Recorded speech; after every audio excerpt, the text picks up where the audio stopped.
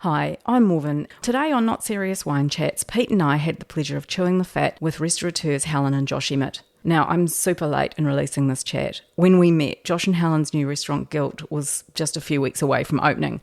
Fast forward, and it's now actually been open for a couple of months. But it's proving to be an absolute doozy and something that the City of Auckland never knew she needed, but she definitely did. So if you haven't been yet, book a table. Now, you might think that I've taken a departure from the wine chats by not talking to a winemaker. It's quite the contrary. For most of us, the restaurant setting is where we get our best exposure to wines that we may not have heard of or tried before. And the beverage selection is an important income earner for any hospitality joint, and the restaurant is an important customer for our beverage producing pals as well.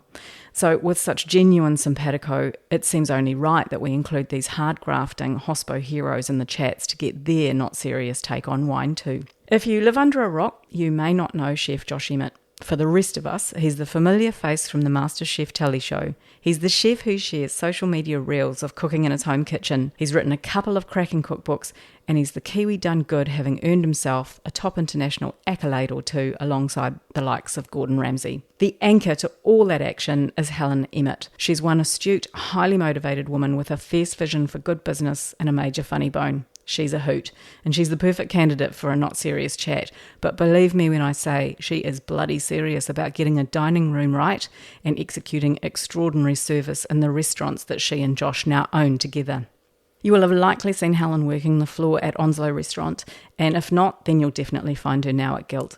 These two are grafters and they're givers. They took the time on a busy Monday morning to sit down and share some stories about their journey and how wine for them, and the occasional sweet cocktail here or there for Josh, adds to the seasoning of their well-travelled lives. It was an absolute pleasure to sit down in the divine dining room of Onslow for this chat. And just a side note, the kitchen was in full prep mode while we were doing so you'll probably hear a bit of that going on in the background. If you haven't been to Onslow yet, book a table there too. And because COVID taught these guys nothing, you'll also find them both working at the new spot Guilt on Chancery Lane, as I've mentioned. So pop your napkin on your lap, pour yourself a sparkling Antipodes, and grab a knife and fork. This is the Not Serious Helen and Josh Emett chat.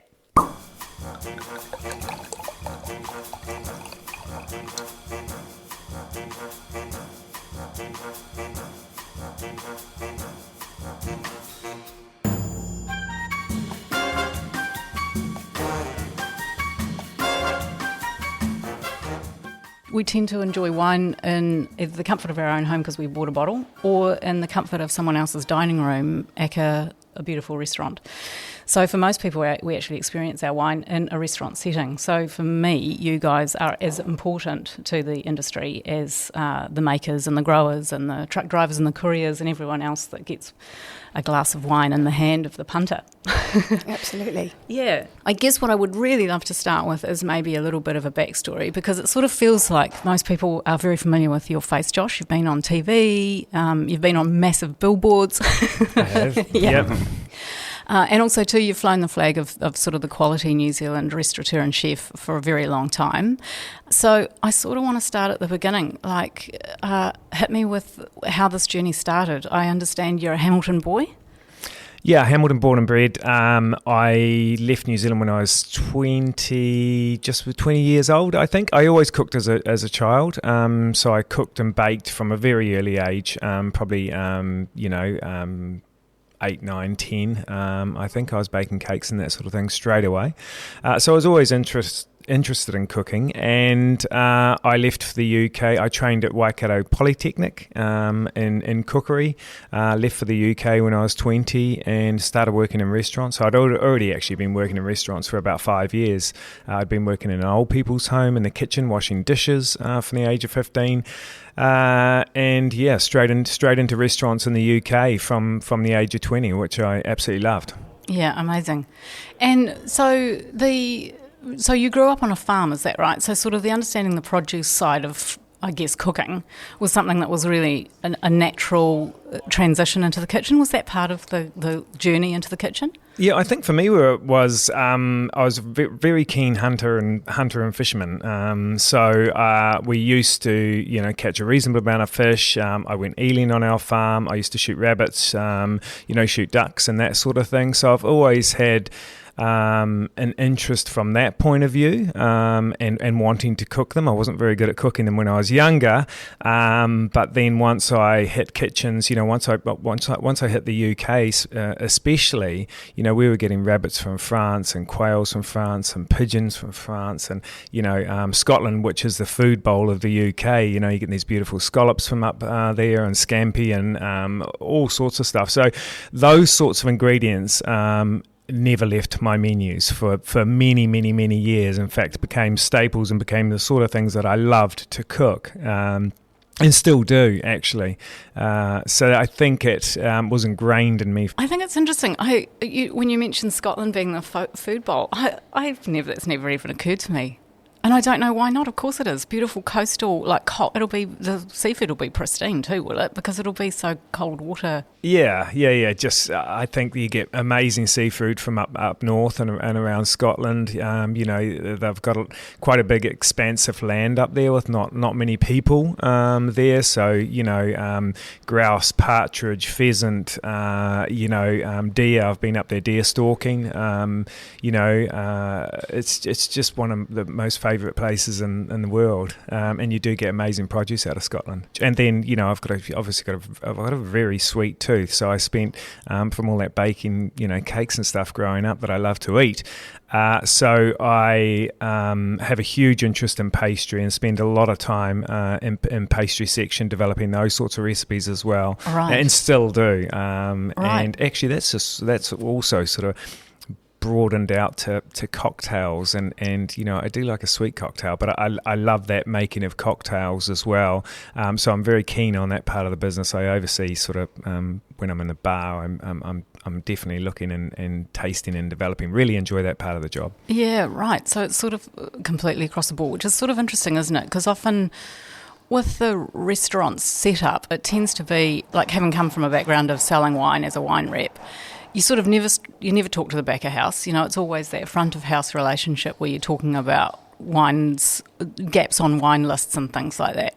But in actual fact, it's sort of always surprised me that often the conversation isn't more integrated, because it's so important about what ingredients you guys are mucking about within the kitchen are directly related to what the wine list actually should sort of look like, right?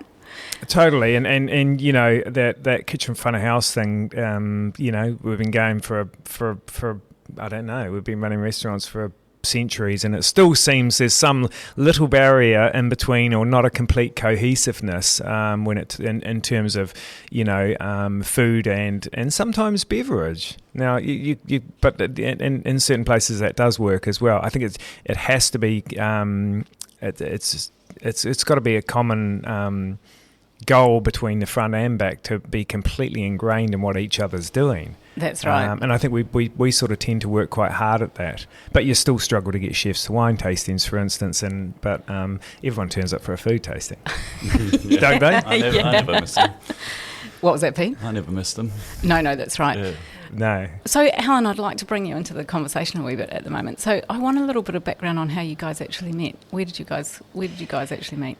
We met in New York, and I think a lot of people presumed that, given the fact that Josh was in the UK so long, that we met there, but we didn't. We met in New York, and sort of funny story, when I first came to New Zealand, which was only about 3 months after we had met, most of the people that we'd met up with thought I was going to be American until sort of I opened my mouth, and so that was quite amusing. Whereabouts are you originally from? I'm from just outside London, in Kingston upon Thames, near Wimbledon.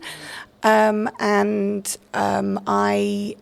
the time that I was working in London, I had collected such a large group of Kiwi mates. Like, I think at one point I probably had more New Zealand friends than I did Brits when I was working in the centre of London. I actually recruited temp staff for investment banks, and therefore I figured out pretty quickly that there was houses full of Kiwis and they'd probably all been to the same school and had the same work ethic. So I just literally started hiring them in droves. I think a lot of them are now back in New Zealand. I think one day I'm going to bump into these people that I got their first job in banking for. And then when I moved to New York, it was just quite obvious that I'd then bumped into some of those Kiwis there, being an expat myself then, and a guy that I became really good friends with had grown up with Josh. He had a birthday, Josh and I met, and yeah, kind of the rest is history. Josh loves to tell the story, but we both had been married before. I'd moved to New York because I'd just got divorced, and Josh had, when we first met, was still married. I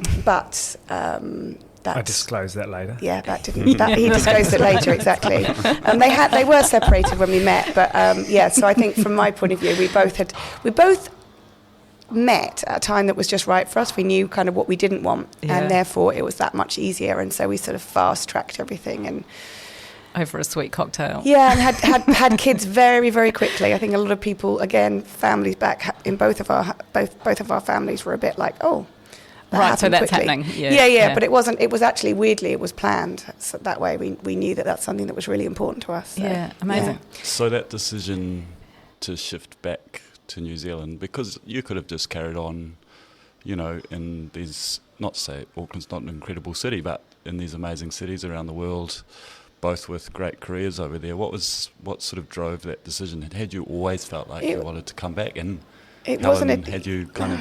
What did you think? So many things in our lives have been decisions that kind of came about because of circumstance. We didn't ever want to leave the US. We'd bought a house, and it was just almost like our dream house, and it was right next to a reserve, and it was 35 minutes from downtown New York, and we absolutely loved it. And then the GFC happened, and they restructured the Gordon Ramsay businesses, and I was working for Merrill Lynch, and so it just seemed pretty scary at that point. And Josh was offered to do a project in Australia for Gordon, and I had a newborn. Well, I had a 6-month-old when we were thinking about doing this, and it just seemed like a really good choice for us to step away from crazy New York for a period. But we packed up as if we were coming back, and then we never came back, to New York, that was. And then the progression to New Zealand was that Josh became closer to New Zealand because we were in Australia, and he got offered the MasterChef role. And then connected through a series of events with Fleur, who had a really strong connection to Queenstown. That's Fleur Coulter. Yeah. And she kind of approached Josh to kind of become a business partner, and they opened Rata. So that was the story. It wasn't like we're going to move to New Zealand. Right. In fact, we were even going to open Rata long distance, because by that time we were back in London. We'd moved back to London.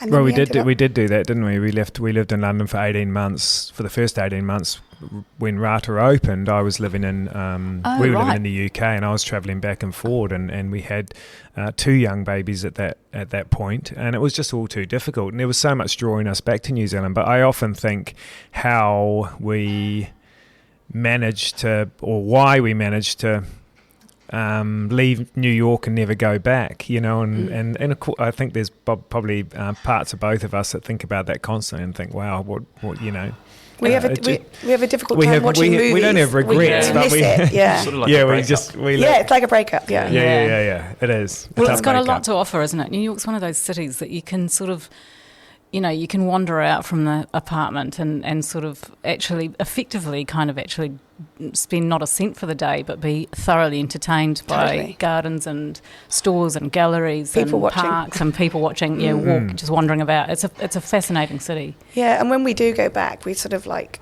I sort of inhale the filthy air and just love it, and the sweaty summers and, noisy, even listening to the weird fire signs, fire, what are they called? Sirens. You sort of go, oh my God, it enlivens all your senses, and you kind of crave being back there. But I mean, that being said, we've been back. I never, obviously, I always say back, but we've been living here for over 10 years, and it now feels very much like home. And it feels like with 2 young children, they're not young anymore, but 2 children, bringing them up here has been pretty idyllic. I was just going to ask that too, because that's sort of, it is one of those things, isn't it? New York City's a full bore, and there's a lot of, that sort of the infrastructure of that town to bring up a couple of young kids would be quite full on. Totally. Yeah, we had we were living in New Jersey, and there would have been good schools around. I think where our house was in New Jersey, as I said, it was only 30 minutes out of on the I-95 outside of New York, so it was super simple to get into work. But I think we sort of felt we've had a really great 10 years back in New Zealand, and we sort of felt like if we live in New Zealand, we need to be able to get out of New Zealand, right? You need to be able to escape at least 3 times a year and get to, LA or Asia, or we go to London almost every single year. And what's happened is we've had 3 years of being trapped in New Zealand, and it's driven us absolutely crazy, through the COVID period. We've just recently gone back overseas. And I think both of us are desperate to get out of New Zealand constantly. We got our older child with an American passport, and they both got British passports. So we're only young. There's opportunity to do all sorts here. We see. Yeah, we sort of look at that and think, we'll be following them around their studies. Like if they do end up in Europe or America, we'll be, much to their hatred, we'll be having an apartment around the corner going, hi, here we are.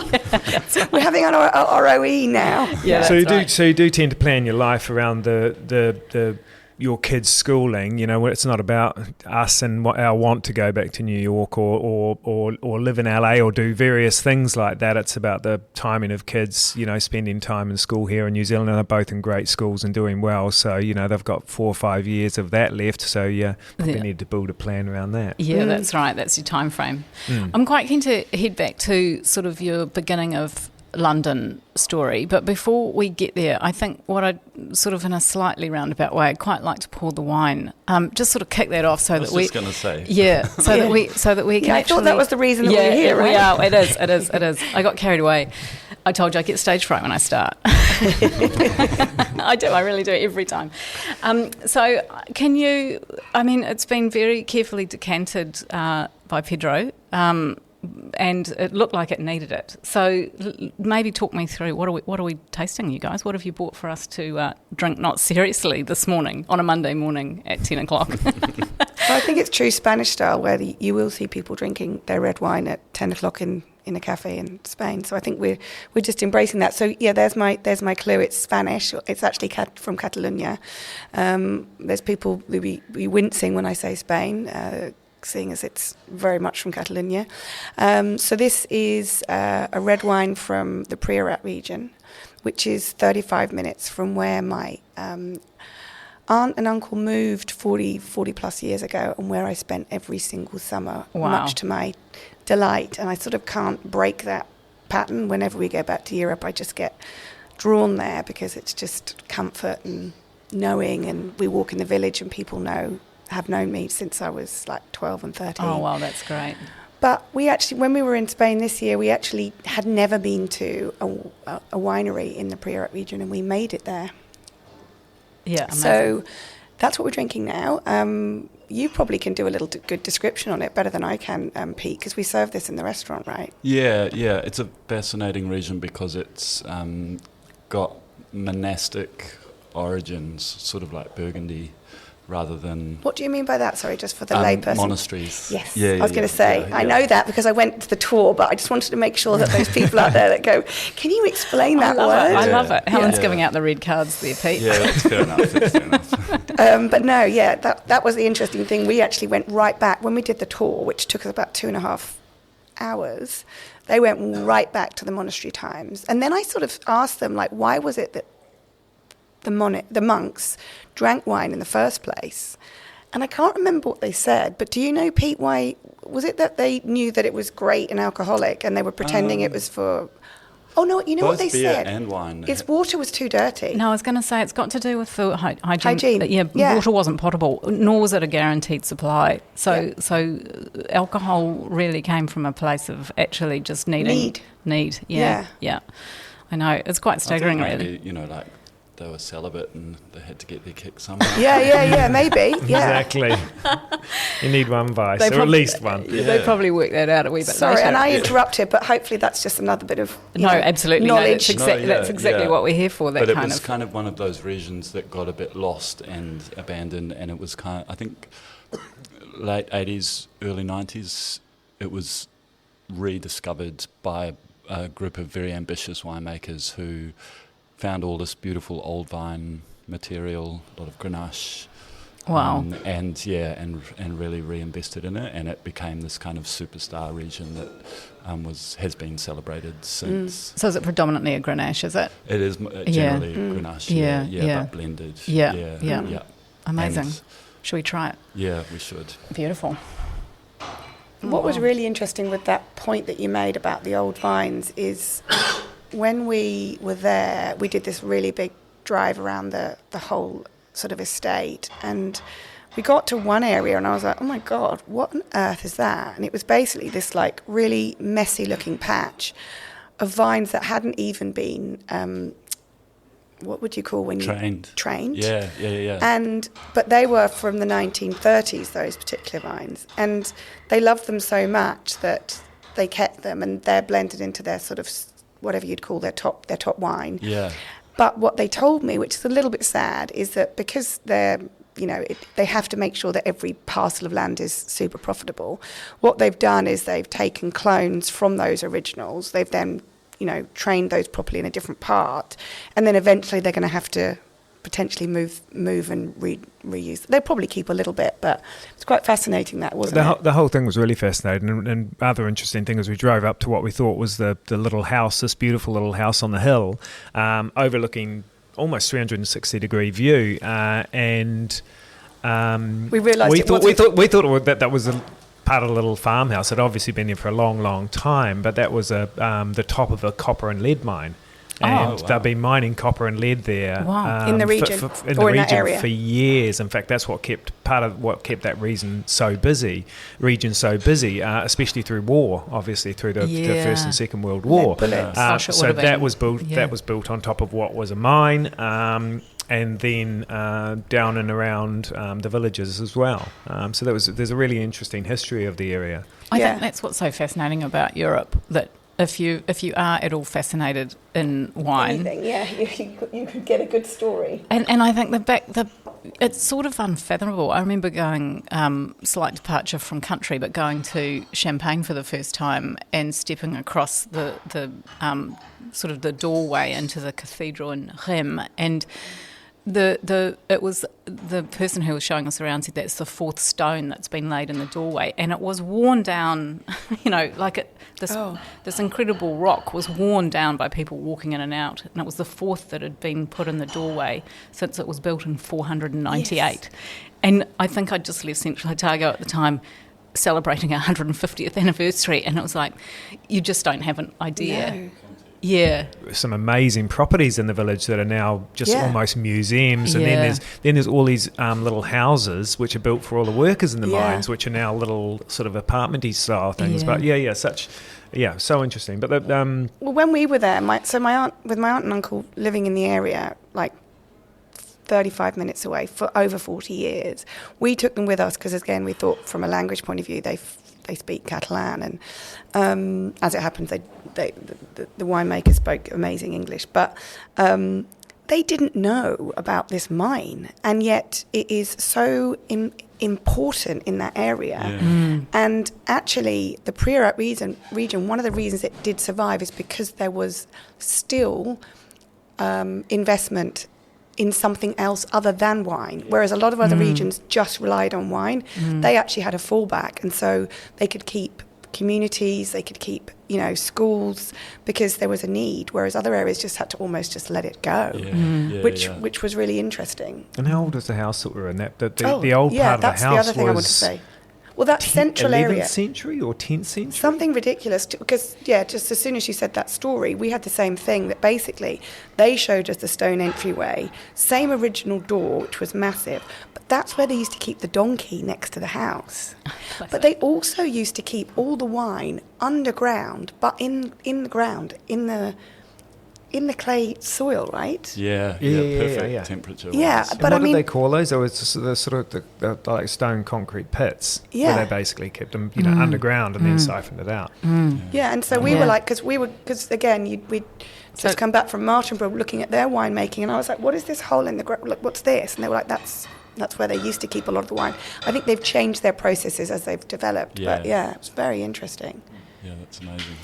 Fascinating. And I think, so now that what do you think of the wine? What's your take on that, it's Pete? beautiful. I've always loved Priorat for that sort of persistence. You know, you really see drive through the wine.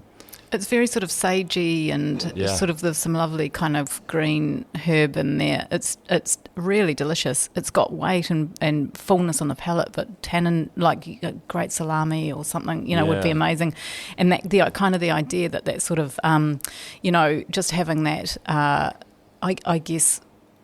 I want to say sweet. It's not sweet, but it's sort of got that really sort of mouth-filling feel, isn't it? That lovely density. Yeah. It definitely has, I agree. And it's sort of, hopefully the title of the podcast is reflects myself, not serious wine person, in the sense that I love to drink it, but sometimes I don't know an awful lot about it. But and I would never say that I had a particularly good palate, but when I kind of like assess what I like, the interesting thing for me is I absolutely love Grenache. So I resonate to the same wines in France as I would, that are very similar style to this. Yeah. And I think it's, for me as well, with this, it's got a huge sort of velvety, it's like you say, the mouthful, it's just so delicious, Yeah.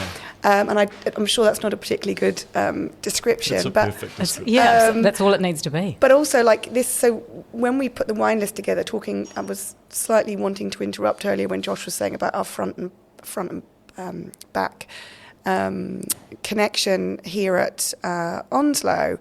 We've always worked really, really closely with the team that have put the wine list together, and we really felt, with everything that we do, it has to be true. It has to be something that we believe in, that we love. There'll be wines that we don't necessarily love that our guests do, but we made it really, really clear that we wanted Spanish wines on the list. And even though I'm a huge, huge fan of New Zealand wines, we want our restaurant to have that international feel. And we opened it just around the COVID times, and therefore that need for international wines was, people were craving it because they couldn't get out of the country.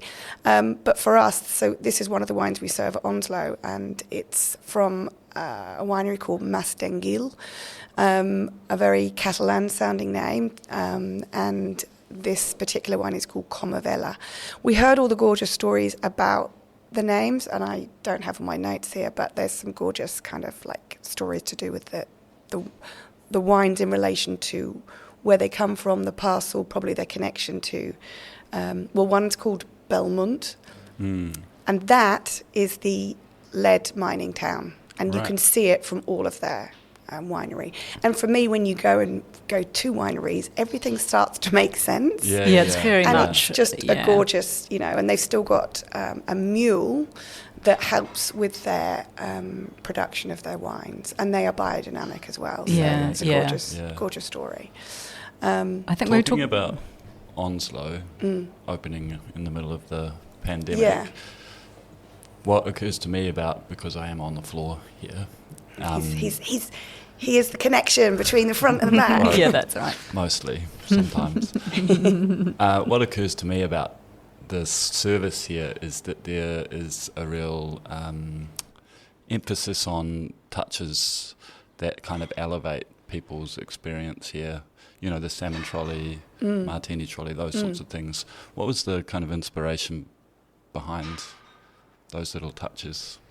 Well, I think if I speak about that, for me it was about, and Helen knows all of this history because we've been over all the years we've been together, we've just lived and breathed, food and wine and restaurants the whole time. I think pre-me meeting Helen, just going back to that, Helen was already sort of heavily not involved, but she had done a Culinary Institute course in New York. She had been cooking from a very young age, and so there was, and I think she was wanted to be a restaurateur, was just trying to escape her day job of being in banking, and maybe I gave her the opportunity to do that. But so we've always.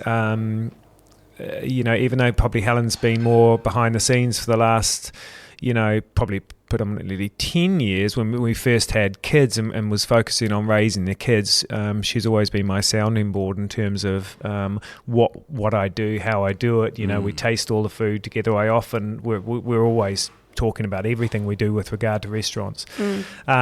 So Onslow, when we launched Onslow, was really a culmination of ideas from both of us, and we particularly wanted to go back to my time in the UK, and then also her love of which she is British, and go back to those things that I used to do at Savoy Grill and knew and loved. We had a salmon trolley at the Savoy Grill, which I ran for 3 years with Gordon Ramsay.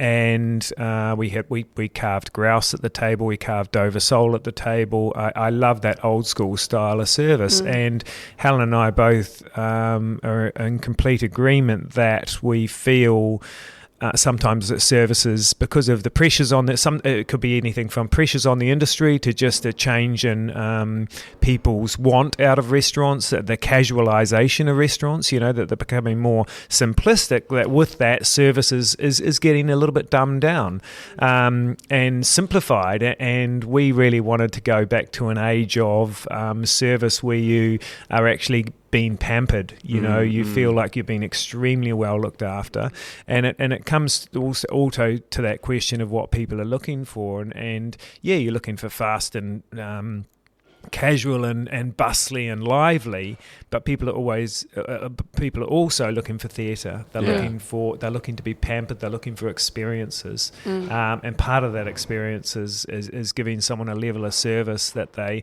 can't get anywhere else. That they walk in, their name, their wants and needs, their little quirks, and you can completely look after them in a way that they don't get anywhere else. There is a smoothness here, that's for sure. You feel it actually, even just from the design of the place, like the feel of the interior feels, there's sort of muted natural hues, the earthen, it feels grounded, and then the team feel cohesive. Like that's one of the things I remember my first experience. I think I was here for an Ātarangi dinner actually, and just the team, even just the way the team are presented felt, sort of subtle but connected, and that kind of service is, you pay what you pay in restaurants because you want something you can't do at home. And I think when you get somebody who actually does deliver that, like when you leave feeling, that's no way I could do that at home. And some of that is part of that that service experience. I think there's sort of, it brings in the kind of, well, in my experience anyway, the change in culture in restaurants, in the sense of that kind of highly strung, angry chef. Everybody just runs around, doing what they're told, as opposed to a more, I guess, professional approach to that it's a business like others, and I guess coming from an HR background, Helen, sort of understanding that people have got to be happy in their work, and it's not a dictatorship kind of thing. Also a common goal. If you think about it, we're all on that. What we try and do when we're hiring is understand that we're all on the same common goal, which is to sort of surprise and delight the guests, make them have an experience. When we were preparing for the opening for many years, but then it became very heightened during, say, lockdowns, when I started reading articles on the future of restaurants and what was going to come.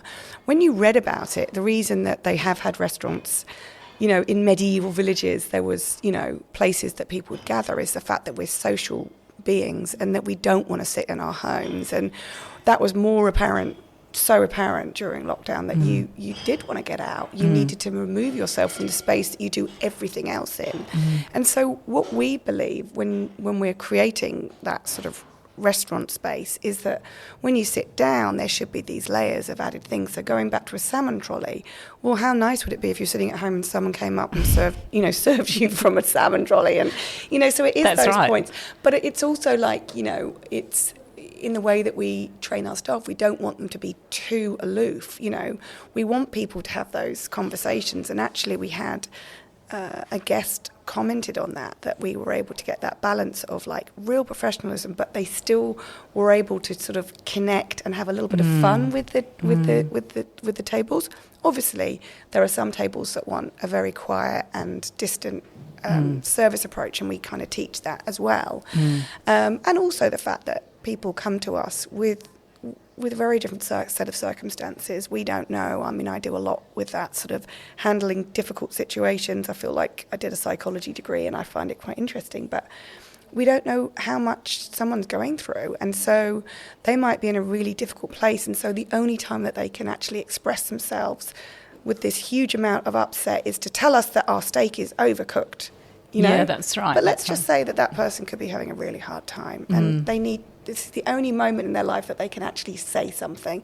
And so we always forgive. You know, we always say that, you know, our steak might be overcooked because we're not perfect. So first of all, thank you for letting us know. What can we do better? Yeah, and so it's kind of getting that into their heads and actually saying to the person who's serving them, it's not your fault right now. Yeah, we that's can do right. better. We also are humans and we make mistakes. It's okay. And you might come to work with a difficult, difficulties. It's a very social human sort of interaction, isn't it? It is an intimate. And we talked about this in the last podcast. You know, that sort of the intimacy of eating and dining and preparing food and delicious wine for other people is actually a very intimate thing to do. And we sort of, I guess, because we have to do it. It's what we do every day. You sort of actually take that intimacy for granted. Yeah. You know. Yeah. Yeah. It's interesting. So, and coming back to your Pete's point, you need to live and breathe your values, which Helen and I firmly do every day. And, you can't expect a sort of wait staff to go into the kitchen and get roasted by a chef and then sent back out and expect to be relaxed in front of the guests and that's right. That's right. There's ways and means of dealing with things and everything appropriately. So everything has to be at that level, and your staff are the most important people to you. Yeah, that's right.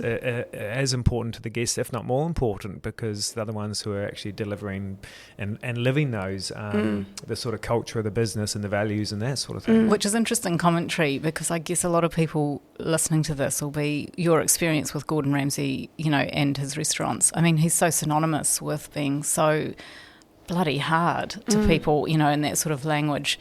I mean, so if we go back to London a bit, I'd like to go back sort of at the... So 99? I think we were in London at the same time, actually. I was living with some friends a good friend of mine. Probably know them. Well, we were probably... we tried to recruit you into banking. Well, my flatmates, I was living in one of those flats with a lot of bankers. Yeah, no, totally. All on the floor. We've definitely crossed paths. But one of my good friends, Greg Feck, who's a chef in Australia now, he was working in Sloane Square with Jamie Oliver and Ben O'Donoghue at Monty's. So he had that sort of... so that was about the same time. Would that have been around I think that was 99. I was there 95 to 97 and then back in 2000 onwards. Right. And so just explain a little bit about the first kind of... Because the Savoy at the Grill, was that the last spot that you worked with in London? That was my last piece of London. Yeah, I had originally gone and worked, and when I first got there in '95, I think I worked for a couple of years. I spent time in an Irish restaurant in Mayfair, which was, it was just okay. I went on holiday for a couple of months, 3 months. I think I went to Turkey.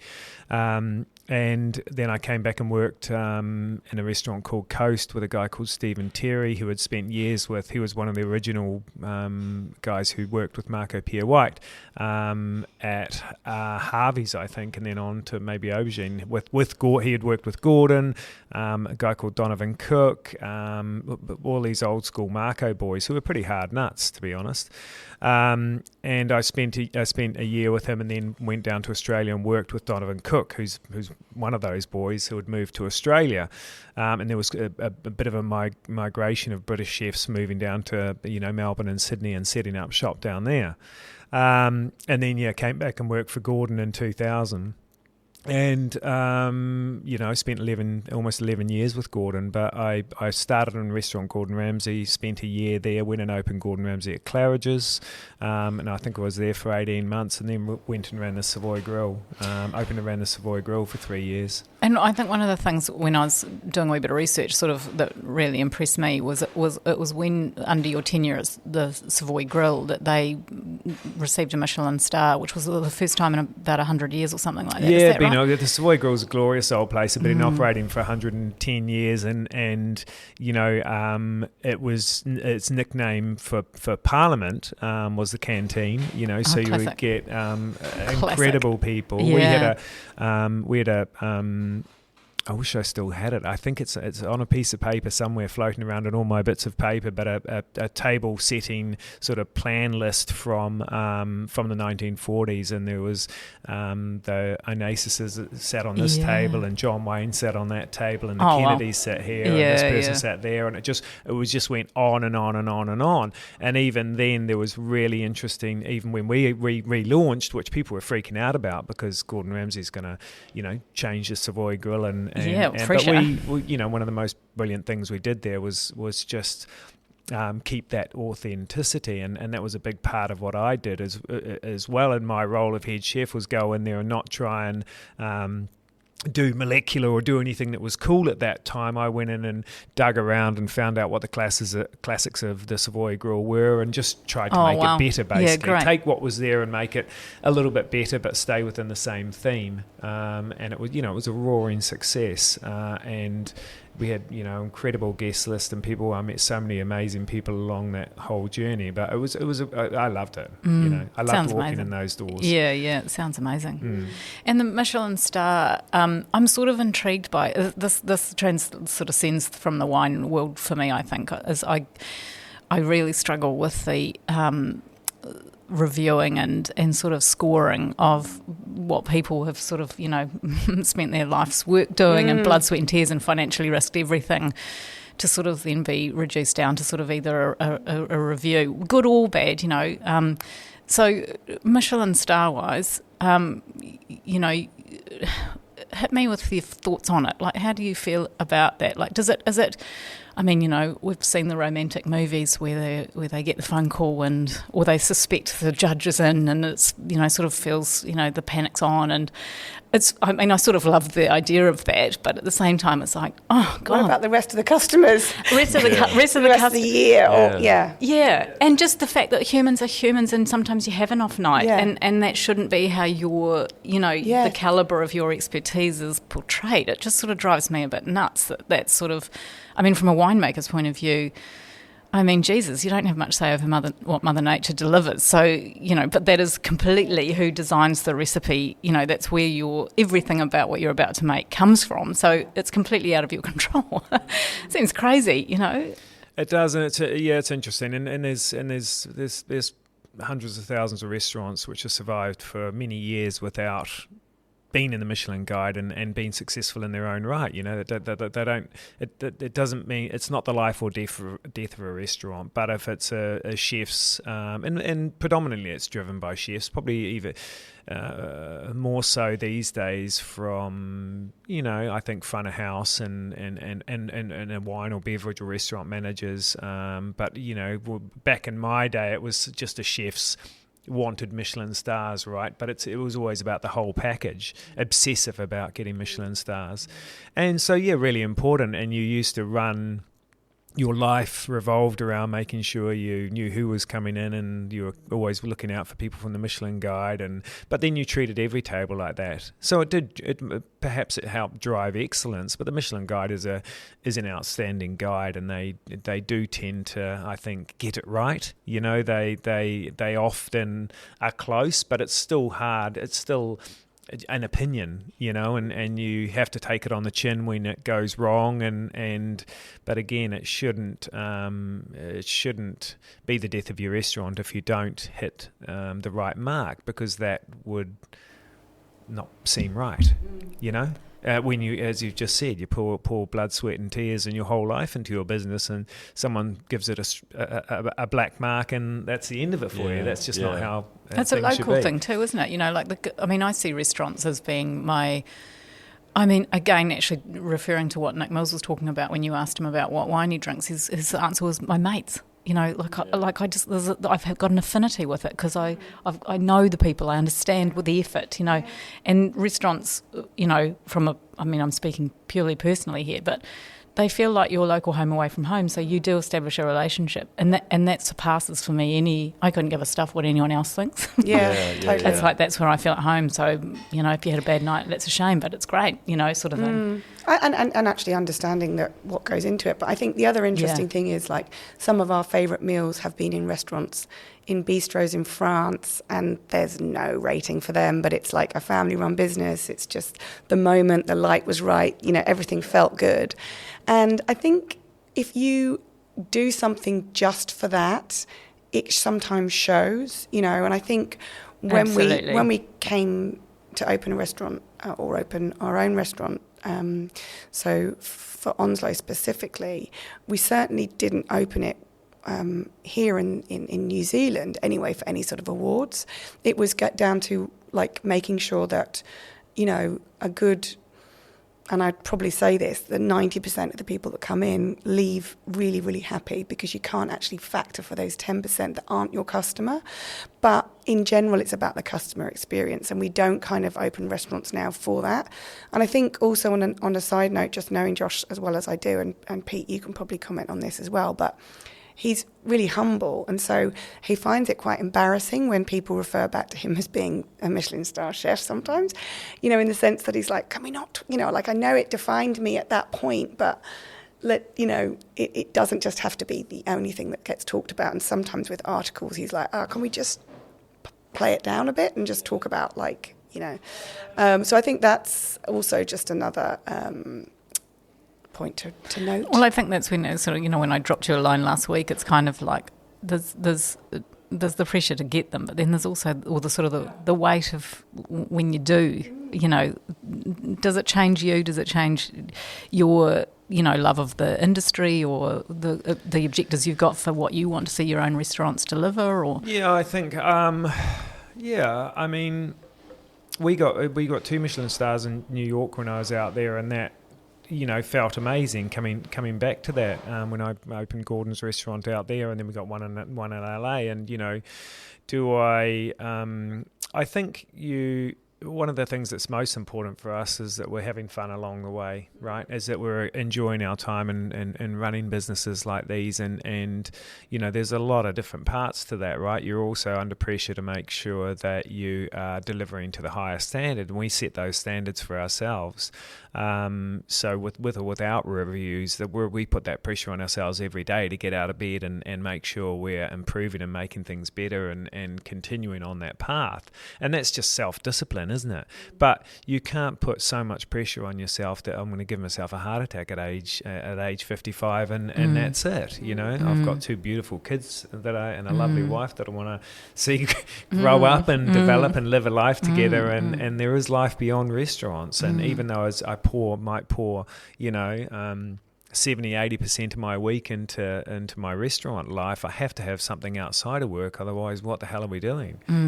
So there has to be, you have to rationalize things for yourself and not put too much pressure on yourself. And you are going to have times when things get difficult. That's just the way it is. I've been having times that are difficult for 30 years.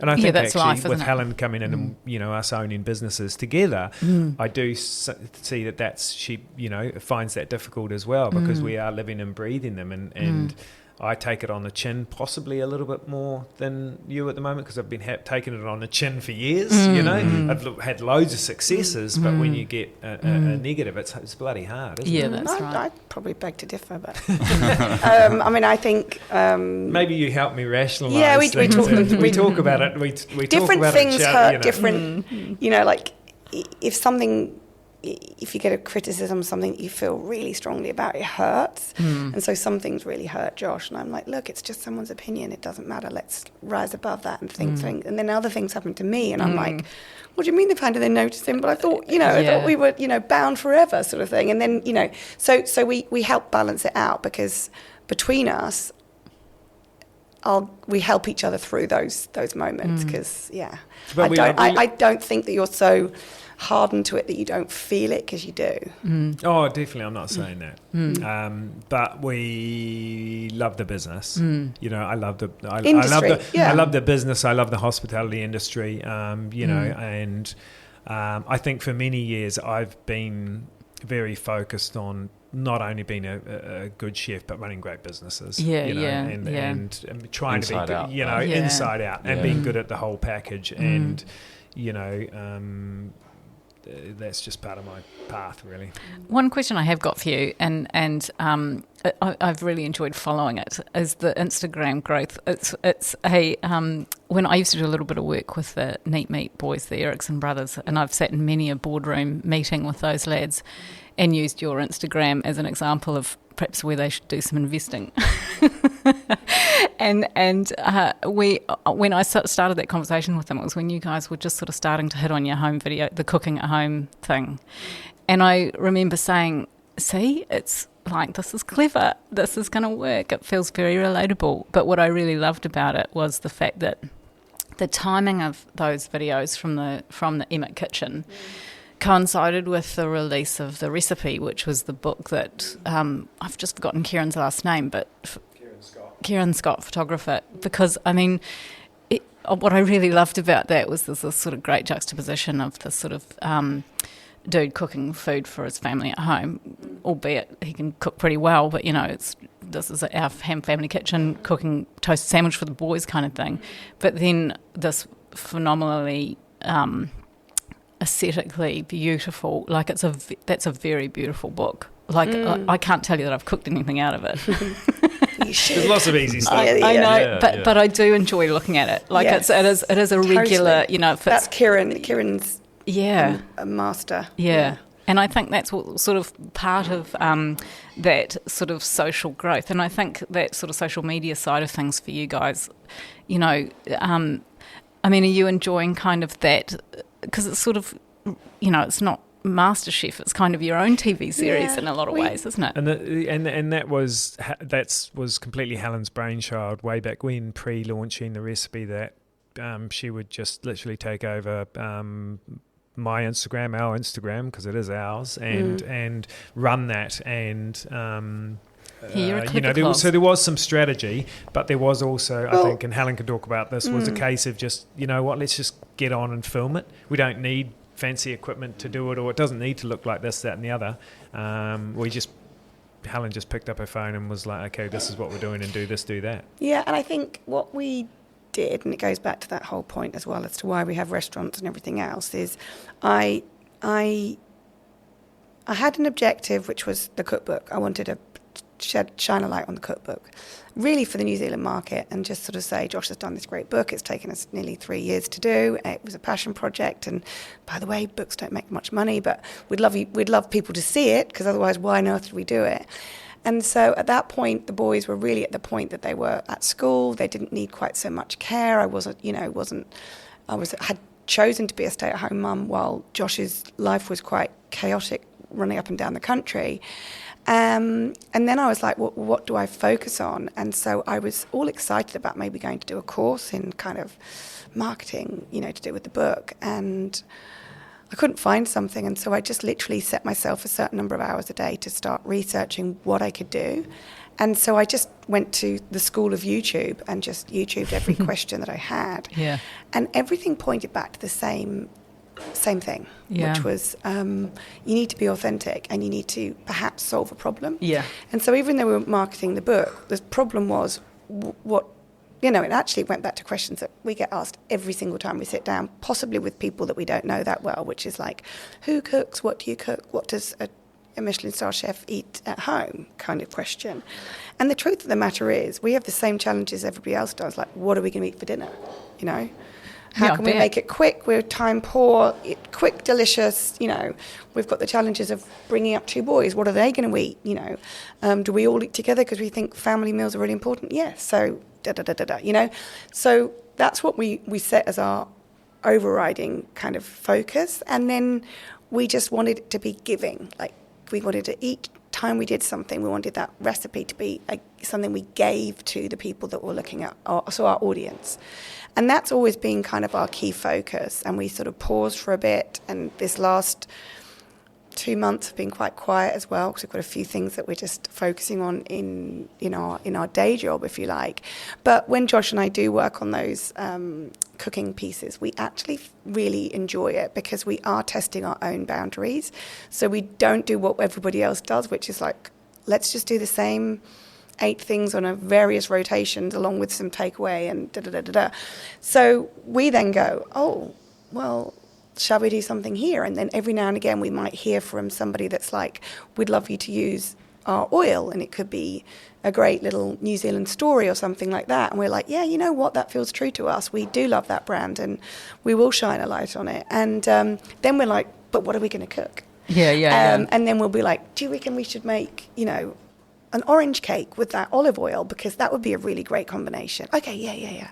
And then between us, I mean, even though, and Josh will probably admit to that, even though he is the cook, I love the creative side. So I will come, make the cake quite badly, deliver it to Josh, and then Josh will come along and make it really great and neat and perfect and make it look easy. And then he'll be like, that's a great idea. And then before we know it, these become a thing, Yeah. You definitely get the sense that you're having a bit of fun with it. Yeah. You sort of touched on having had a very busy couple of months. Can you talk to us about what's going on? Yeah, we've got a new baby coming, which is a new restaurant. Some people will look at me and I'm like, no, my baby times are over. But yeah, we've got a new restaurant. And actually, as we were sitting here talking, and Josh talking about the Savoy and about customers and about people that lunch and politicians. Funnily enough, the name that we chose was kind of all to do with this, and having things that were authentic. The name we actually ended up with was Gilt, which is Gilt. And funnily enough, to do with psychology, sometimes good names have to be really simple to say. Yeah, totally. And so it's a 4-letter word that's quite nice to say, like guilt, and then it has these connotations. But that brought it back to like these people like John Wayne eating at the Savoy. Like, what was he doing there? Like, did he have a lady on his arm, and did he drink too much? And what was And so we always sort of thought that was quite a cheeky, fun pre-Instagram. Thing. Yeah, we don't know. Yeah, exactly. Pre-Instagram, no one was following him. But so it does go back to like people having too many lunches, maybe an interview in our about a new job, or spend too much money, or eat too much, so this was the word guilt. And so Josh, do you want to? Yeah, we're really excited. We've been working on this for probably a year at least at the moment. It feels like we're leaving everything to the last minute, because we're probably 2.5 months away from opening, and the pressure's definitely on. I've always had a mindset of leaving doors open when it comes to the moment you've made a decision, doors closed, right, and you can't go back. And I think I think there's quite a lot of pressure that comes from leaving options open until you've creatively got all the ideas on the table, and then you've made exactly the right choice. And I think it's always served me well. It does put a little bit of pressure on just getting things done and ticking things off. We should have done that 4 weeks ago. We should have done that 6 weeks ago.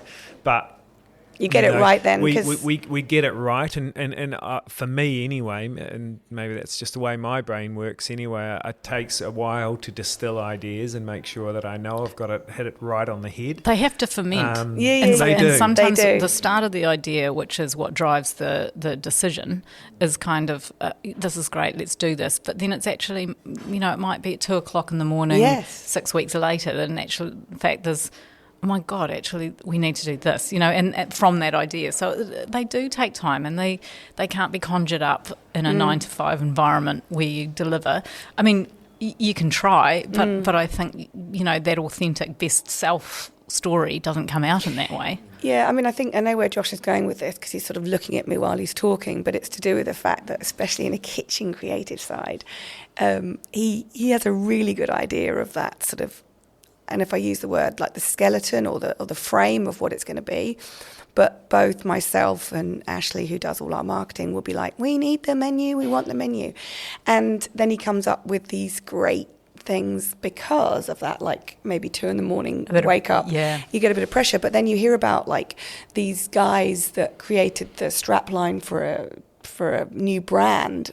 It doesn't happen. It's just like when they're washing their hands in a public toilet and they suddenly see a green something and they're like, green grass, and then they come up with the line, or they're driving along and they hear a song and they mention the words. And I think it's a little bit like that with any creative process. So Josh will be doing something, and it could be that he opens a tin of beans for the boys and he's like, oh, if we used a tomato sauce or not a so-and-so, and then he'll run back and create an idea and then start, and that's sort of my day job too, like that getting things right, because I look after so many winery clients. I have to entice someone into the bottle, and the only way to do that is make the outside of the bottle really appealing, and everything that wraps around that, so that is that authentic story. And so often, and I've certainly found this, I mean, I do have timelines and you've got to deliver, but it is categorically not sitting at a desk that happens. It is getting out and about, it's reading things, it's, the last couple of hours on my Friday every week, I spend the last 2 hours doing something that is,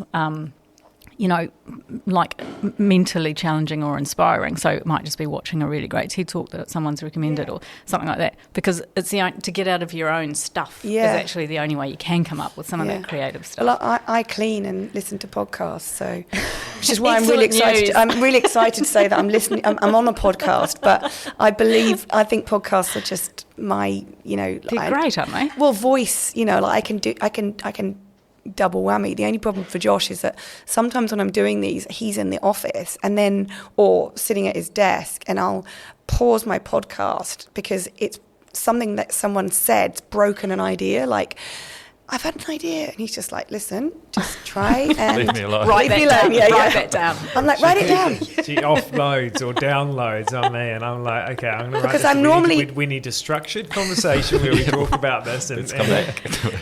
But I'm like, I don't have a pen, and I'm doing the laundry at the same time as it may have happened this or I'm morning. driving. Yeah, it may have happened this morning, exactly. But Helen, she listens. Yeah, but that's the brilliance. You listen to hundreds and hundreds of podcasts. Yeah. But that's also the brilliance of actually the two of you doing all of this together too, right? Is you have this environment where that can happen, where it's kind of like, God, I've had a eureka moment. Can you remind me of that eureka moment in about 3 hours? Because I've got shit to do, sort of thing. Totally. Yeah. Apart from Spain, what are your sort of go-to countries for drinking? Inspiration and wine, yeah. I mean, not even wine, maybe. Yeah. Sounds like a lot of places. You could talk. You know what, Josh? You could talk about just a little idea, a little segue. So another favourite place that we go to when we're in Spain is a little town called Reyes, which is just near Tarragona, which is slightly away from the sea, slightly towards the mountains. And they are known for their vermouths. And so Josh has become quite nice. He's quite a lover of vermouth now. So, you often will find him at home with some red vermouth on ice. And that was, again, my uncle kind of got you into that, didn't he? My uncle does drink red wine at about 10 a.m. I think that's why he moved to Spain.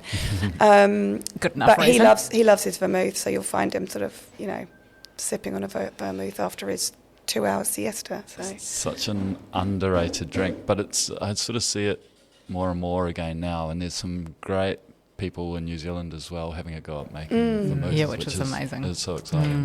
So tell us what a vermouth is as well, Pete. So it's wine base that then is fortified and then flavoured with botanicals of various descriptions, and so every vermouth producer has their own particular stamp and I guess recipe to make their own style. So they're in all manner of styles, dry to sweet, white wine base, red wine base, perfect in cocktails, great on their own with ice, with tonic in summer. Yeah. ideal. It feels a little bit like the wine industry is sort of going through, I'm not sure if this is exactly right, but some of the media would have us believe that the wine industry is sort of going through a wee bit of a lull. There's so many other choices to, we're being sort of wooed by a lot of other options. But I sort of feel like there's, especially sort of some of the younger crowd out there who are drinking a wee bit less now. I love the fact that they're drinking less, but they're getting way more sort of interesting in their approach. They're diversifying a little bit, and I sort of love that. Exploring. We see that with our customer base, and it's so great. It's so great to see. It is. It's really great to see. Well, listen, I think that's been an amazing wee chat. It's definitely been a wee bit of background noise, so I'll have to see what my editing can do. To pull some of that out. It's just typical. I think the neighbouring building also decided to do all their maintenance this morning as well. So. I saw that. I was like, I bet you it's those guys in their high vis, man. It's just typical, isn't it? Yeah, totally. I tried to do an interview with Simon Woolley. He comes and stays with me in Raglan quite a bit, and I was like, we'll just put these on over breakfast. We'll just have coffee and chat. And we spent the first 5 minutes giggling because I'm in the middle of nowhere. But in the space of about 2 minutes, there were like 3 forestry trucks. A helicopter came straight over. This girl on a horse which bolted was just like, what the hell? It's like some comedy skit. But that's kind of the way it rolls. It's really great. Oh, there we've got the phone going now as well. Oh, yeah. That's great timing. We've got bookings, great. Yeah, that's right. Thanks so much for listening to this Not Serious Wine Chat. We hope you enjoyed it. Not Serious Wine Chats is brought to you by Tradecraft with the support of the 3 amigos behind By the Bottle and those good people at Antipodes Water Company. Thanks everyone for tuning in and for your ongoing support.